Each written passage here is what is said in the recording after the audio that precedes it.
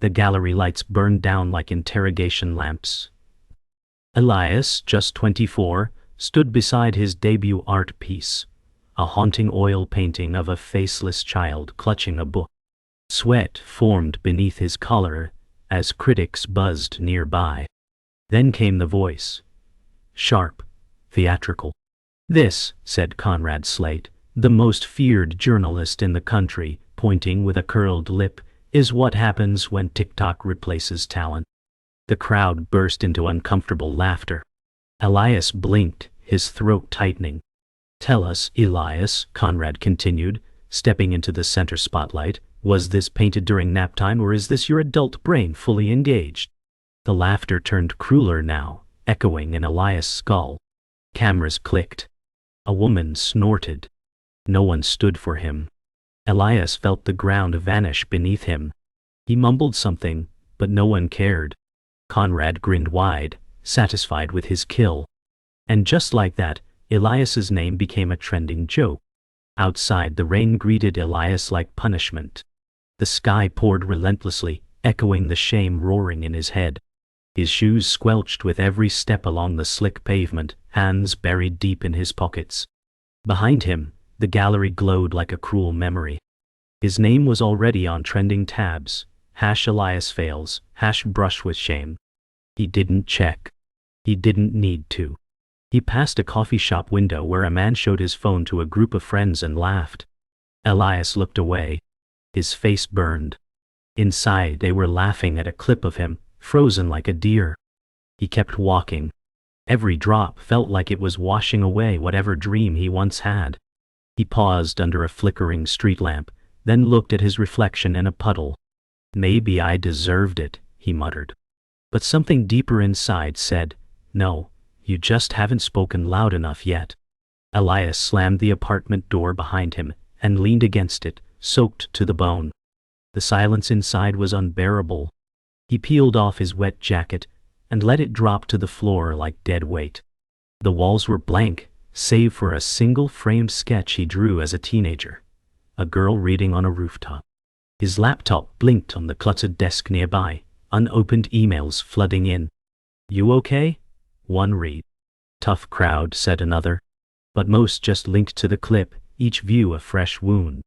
He sat at the desk, opened a blank document, and stared. His fingers hovered. Then, hesitantly, they moved. "They laughed at me," he typed. "But they don't know what I carry." And just like that, words began to spill. Not brushstrokes, but sentences. Not paint, but pain turned into paragraphs. The first sentence was shaky. The second, sharper. By the third paragraph, Elias wasn't thinking anymore. He was bleeding onto the screen. His story wasn't about the gallery. It was about the faceless boy in the painting. About being invisible in a world that demands spectacle.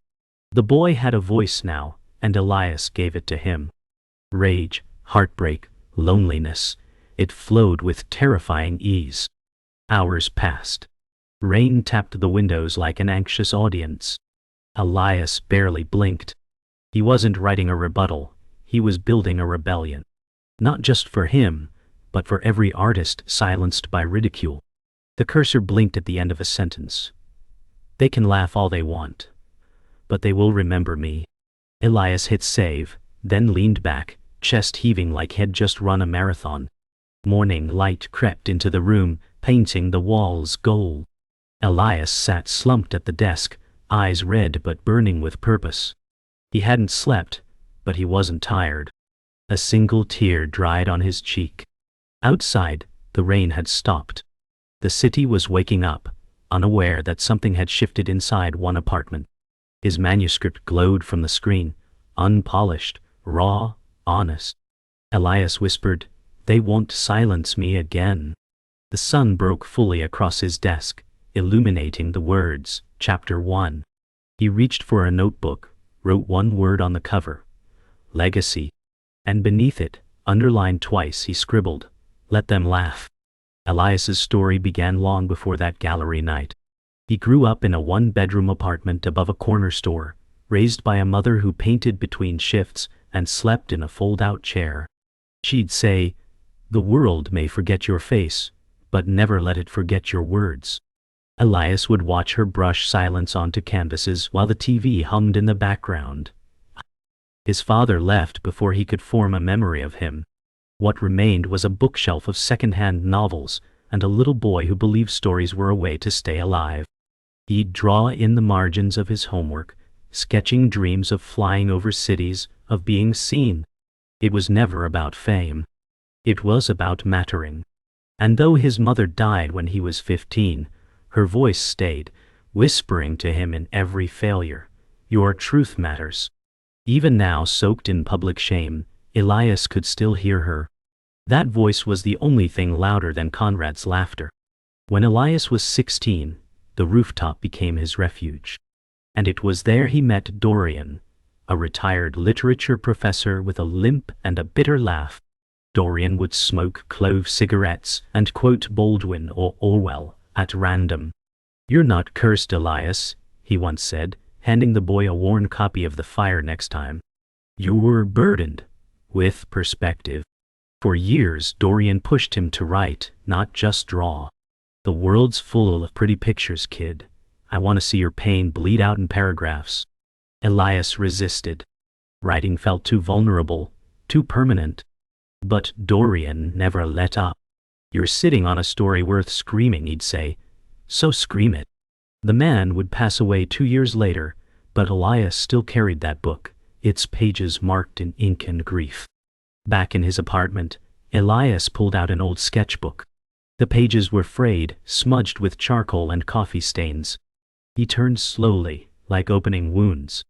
Each drawing was a snapshot of a memory: his mother's hand reaching for paint, Dorian's crooked grin, the girl in his high school class who cried quietly into her notebook.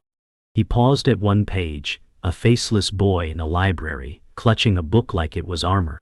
That was the original concept behind the painting Conrad mocked. It wasn't about art school abstraction. It was survival, his own reflection captured in silence. Elias whispered, "You don't understand anything," to no one in particular. But then again, maybe they weren't supposed to. Maybe the work wasn't for them.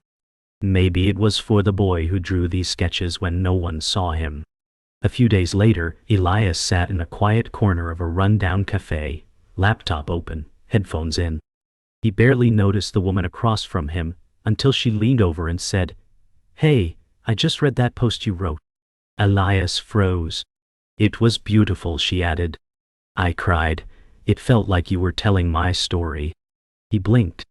"Wait, what post?" She turned her phone around, showing a blog excerpt he'd uploaded in a moment of weakness and nearly deleted. It had gone semi-viral. "Don't stop," she said before returning to her coffee. Elias sat there stunned. His heart pounded. He was seen, not as a joke, not as a headline, but as a voice. And for the first time since the gallery, the weight on his chest felt a little lighter. Not everyone laughed. Some listened. That night, Elias sat under a blanket, staring at the screen. Hundreds of comments poured in. "I felt this. Thank you for saying what I couldn't. Please keep writing." The echo chamber that once ridiculed him now resonated with something deeper: truth. He scrolled slowly, overwhelmed, fingers trembling. His heart beat louder than the silence. He didn't know if this meant redemption, but he knew he wasn't alone. That mattered. He opened a new document, titled it The Laughing Giant. He wrote the first line, then the second. The words didn't fight him this time. They ran wild. Elias wasn't just reacting anymore. He was creating. And creation, real, raw creation, was louder than any laughter. The fire had started. There was no turning back. Elias sent his manuscript to 10 publishers. Then 20. Then 30. Weeks passed.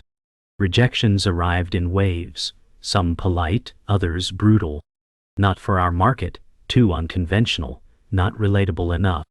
One email read simply, "Hard pass." Elias printed every rejection and taped them to his wall. By the 50th, the wallpaper of failure was nearly complete. He stood before it, silent. The apartment smelled like printer ink and burnt toast. His confidence thinned with each envelope. Still, he kept writing, even when doubt clawed at his throat. "They don't want honesty," he muttered. "They want polish. They want safety." But his truth had no safety net. He stared at the rejections like battle scars. "I'm still here," he whispered. The world didn't want him to win, but that didn't mean he was going to quit. A meeting with a mid-tier publishing agent had given Elias a sliver of hope. They'd called his writing authentic and urgent. He waited by the phone for days after their coffee shop pitch, refreshing emails until his vision blurred. But nothing came. No call. No reply. Just silence. On the 5th day, he saw the agent post on social media, taking on fewer passion projects, looking for commercial viability above all else. That word again, viability. Elias felt like his heart had been hung out to dry in the cold. How do you sell pain that doesn't rhyme? How do you monetize a wound? He sat on the edge of his bed, phone on his lap, unmoving. Every unanswered email felt like another door nailed shut.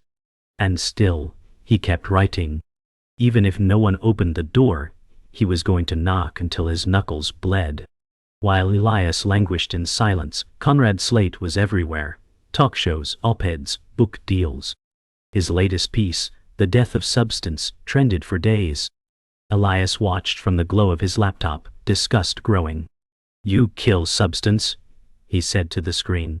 Conrad mocked vulnerability in the name of critique, wrapped poison in clever phrases. His face was smug, his words polished. At one point, Conrad even mentioned Elias in passing during a podcast. "Some people just aren't built for criticism." The host laughed. Elias didn't flinch. He didn't throw anything.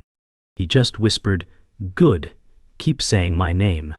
Because now, his story wasn't just about art or healing.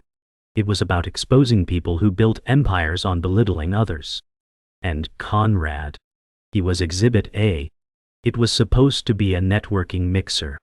Elias only went because a friend said someone from a small indie press might be there. He wore a borrowed blazer, hair pulled back. The crowd buzzed with ego and wine.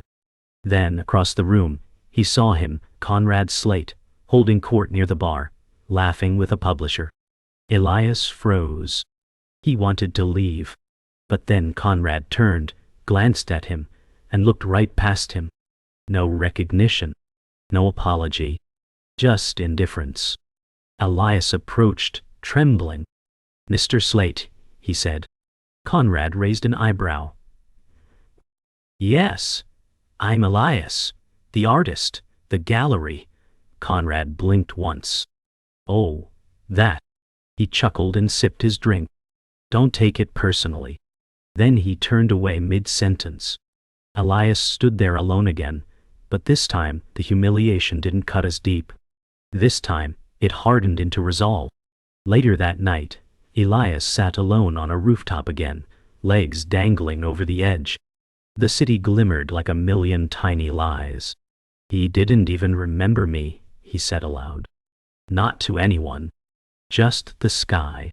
The laughter from the gallery, the social media mockery, it had all carved into him like glass.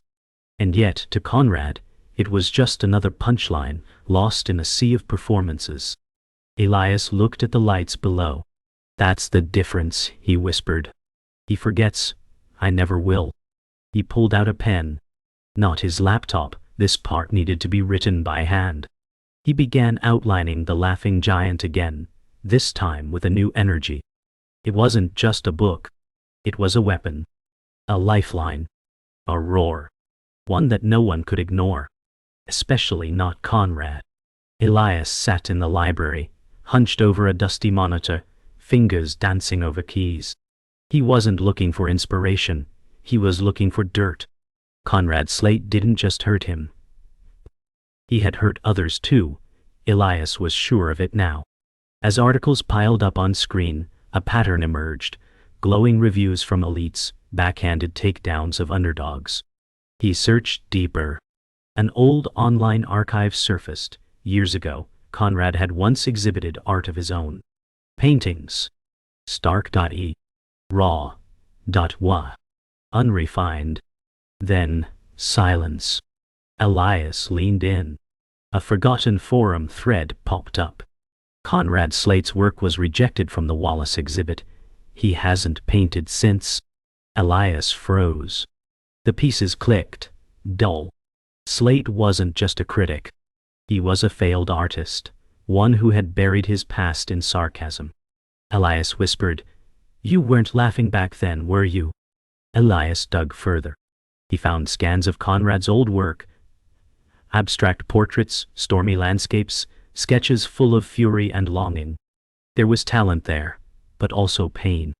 And buried within a university journal, a student review. Raw, but lacks control. Immature expression of unresolved emotion. Elias stared. It was the same language Conrad used against him. He had weaponized the words, once used to shame him. Elias printed the images, laid them side by side with his own rejected painting. The resemblance in theme was undeniable, both faceless figures, both drowning in silence. Elias whispered, "You didn't hate my art, you saw yourself in it." And maybe that's why Conrad had to destroy him. Because Elias had become the reflection he never wanted to face. Elias found an archived interview. Conrad, fresh-faced and awkward in his early 30s, sat in a dark radio studio, voice trembling slightly.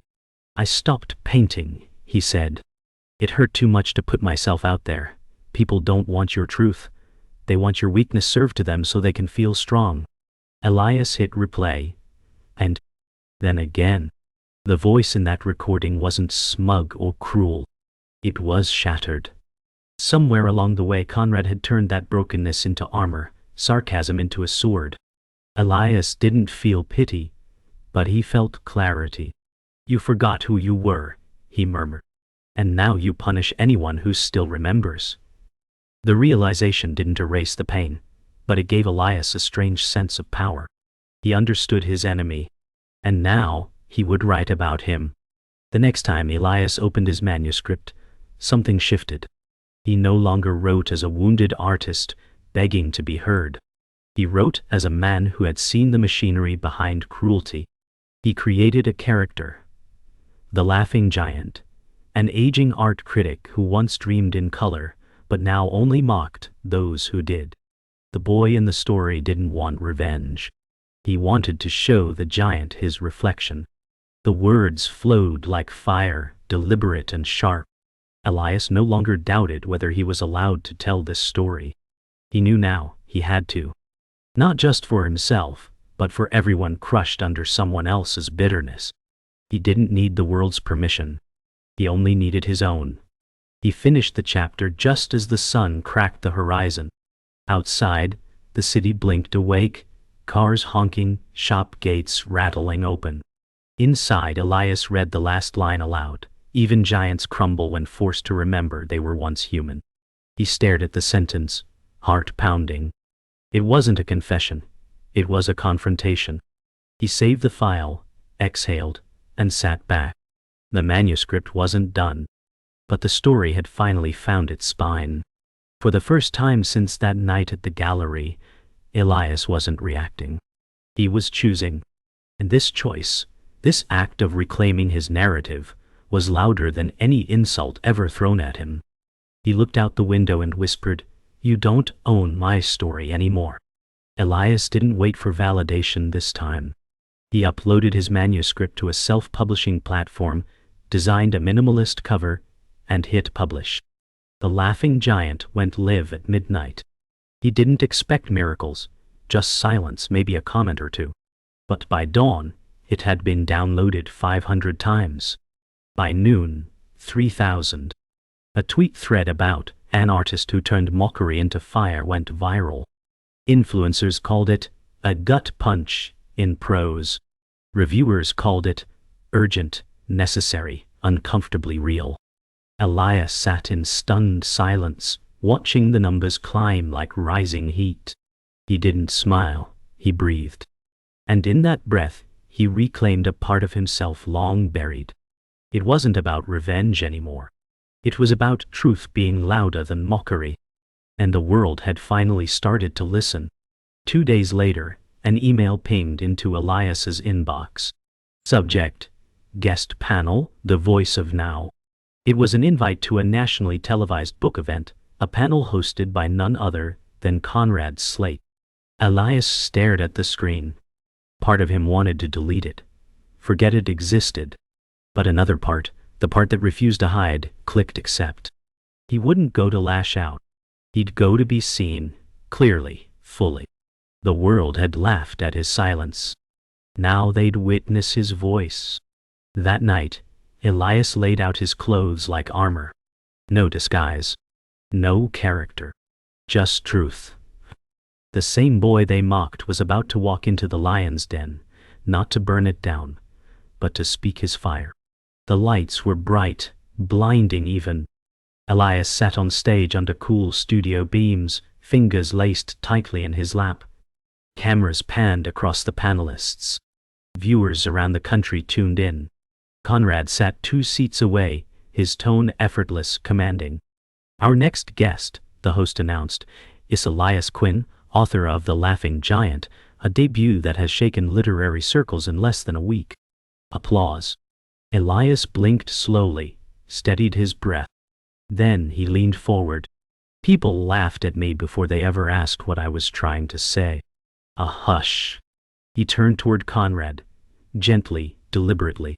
But I thank them, because I turned every insult into ink. And I think that's what made it unforgettable. Conrad shifted slightly. The audience didn't laugh this time. They listened. After the broadcast, the internet erupted. Clips of Elias's statement flooded social media. Quotes from The Laughing Giant trended. Readers posted photos with tear-streaked cheeks and highlighted pages. One tweet read, "I was the faceless child too." Meanwhile, someone dug up Conrad's old paintings, and the truth began surfacing. Maybe Elias wasn't the only artist who once felt invisible, one podcast said. Comment sections debated his legacy. For the first time, Conrad wasn't the one asking questions. He was the question. And Elias? He didn't gloat. He sat in his apartment, eyes on the night sky, phone buzzing beside him.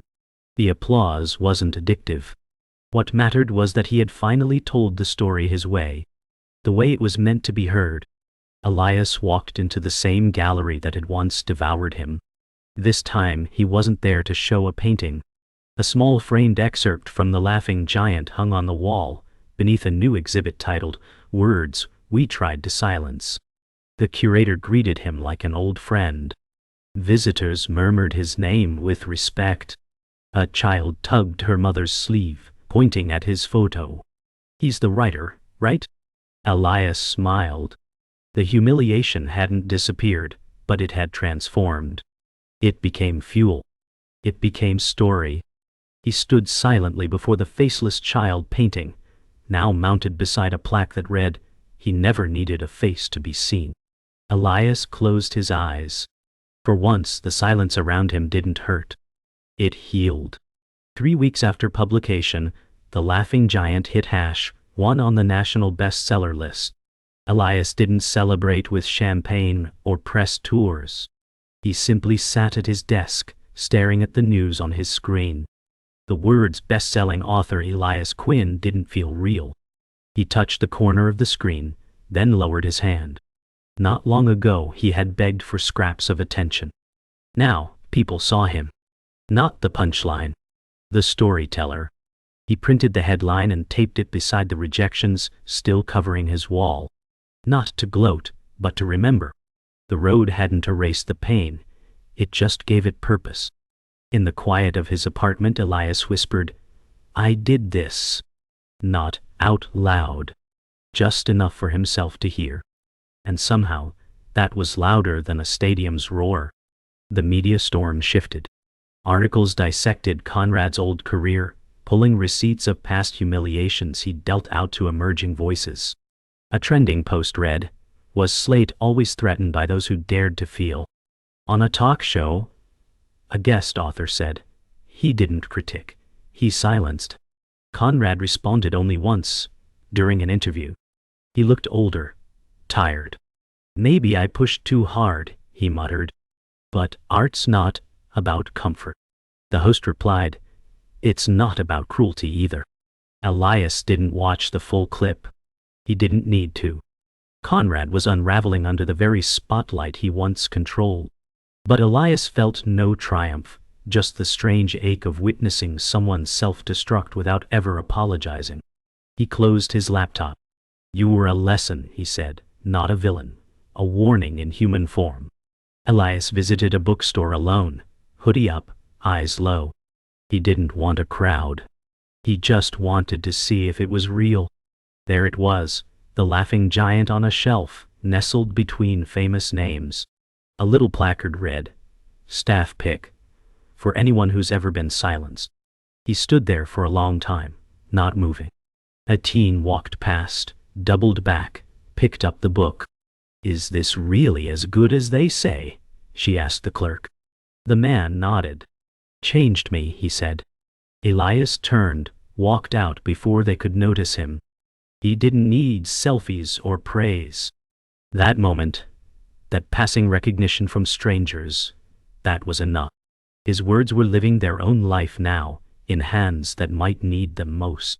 Elias stood at the doorstep of his childhood apartment, the paint chipped, the mail slot rusted. It hadn't changed. Inside, dust floated in sunbeams like memories refusing to settle. He stepped into the bedroom where his mother once painted. The air was still.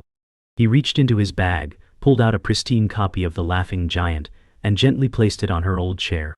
You always said I'd remember my words, he whispered. Now they do. He sat on the floor, legs crossed like the boy he used to be, and let the silence wrap around him. Not as an enemy, but a companion. The world didn't applaud here.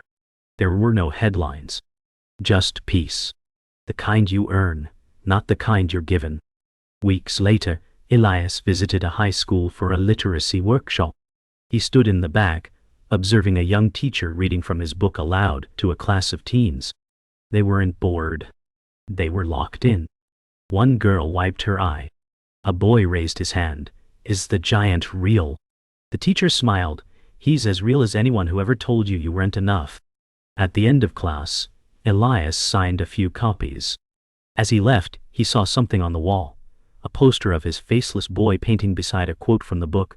They can laugh, but they'll never erase me. He stared at it for a long moment, then turned to go. The bell rang.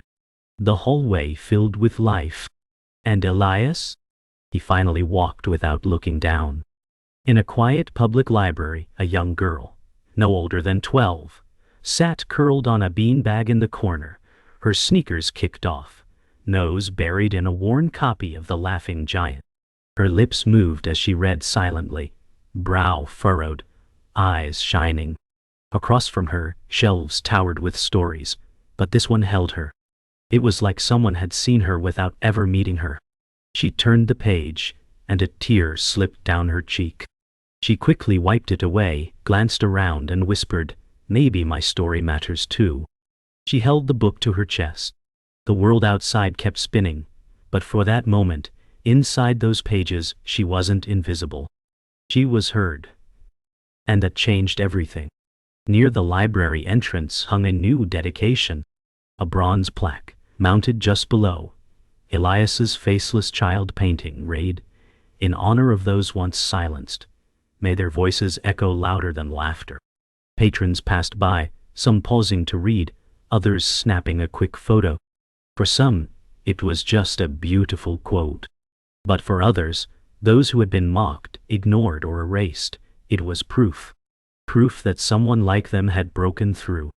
Elias had once been a name buried in sarcasm. Now he was a reminder that truth, when spoken clearly, endures. The plaque didn't just belong to him. It belonged to every faceless soul who ever dared to speak. In a high-rise office overlooking the city, Conrad Slate sat alone at his desk.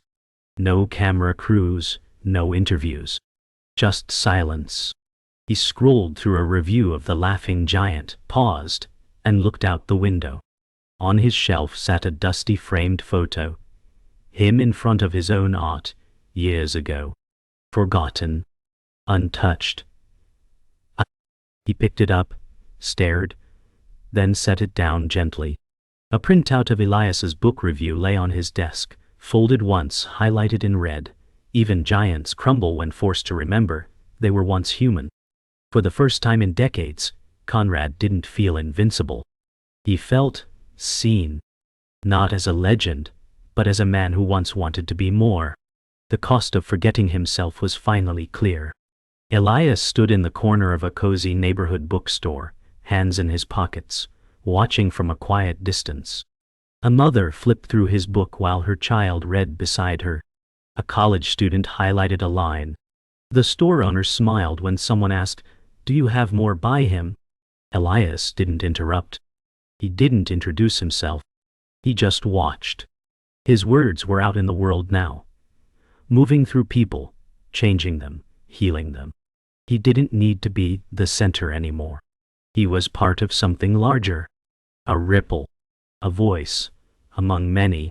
And somehow, that felt bigger than fame ever could. He turned toward the exit, pushed the door open, and stepped into the street. The world looked the same, but he wasn't. On a blank page of a fresh journal, Elias wrote one last sentence. The ones they mocked became the ones they quoted. He closed the cover, set down the pen, and stepped outside. The wind brushed past his face, no longer stinging, just cool and real. He walked with no destination. No fear. Just forward. Somewhere someone would read his story for the first time. Somewhere someone would find their voice because he had once refused to bury his. The camera pulled back, up and away, leaving him small but sure beneath the rising sun. His story wasn't finished, but it had already begun changing others. And that was the point all along.